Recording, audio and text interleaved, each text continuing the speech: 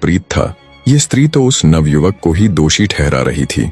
जब हरकारों को कुछ भी समझ न आया तो उन्होंने उस स्त्री को भी अपनी हिरासत में ले लिया और उसे भी राजा विक्रमादित्य के सामने पेश किया। स्त्री को जब राजा विक्रमादित्य के सामने पेश किया गया तो उसने राजा विक्रमादित्य के सामने भी फिर से वही बात दोहराई और रोते हुए बोली, न्याय कीजिए महाराज, इस धूर्त व्यक्ति ने मेरा सब कुछ खत्म कर दिया। अब मैं किसके सहारे जीऊंगी? क्या अर्थ रह गया अब मेरे जीने का जब मेरा पति ही नहीं रहा? ऐसे जीने से अच्छा तो मैं भी अपने पति के साथ सती हो जाऊंगी। स्त्री और उस नवयुवक की बात सुन राजा विक्रमादित्य भी असमंजस में पड़ गए।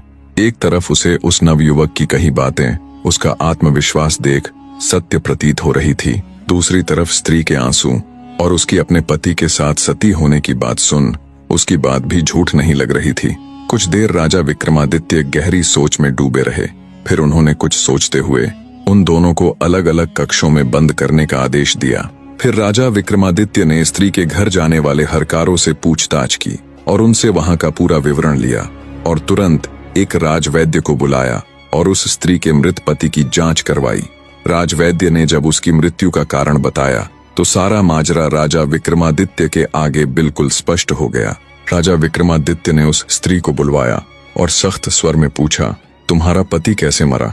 स्त्री ने फिर से रोते हुए कहा, महाराज, वह नवयुवक मेरे घर आया और मेरे पति को मारकर हमारा सारा धन लेकर भाग गया। उस स्त्री की बात सुन राजा विक्रमादित्य बोले, अरे दुष्ट स्त्री, क्या तुम्हारे अंदर लेस मात्र भी लाज लज्जा नहीं बची, जो अपने पति को मारने के बाद इतने विश्वास के साथ ढोंग कर रही हो? सच ही कहा है किसी ने, स्त्री का त्रिया चरित्र जाने न कोय, खसम मार के सती होए।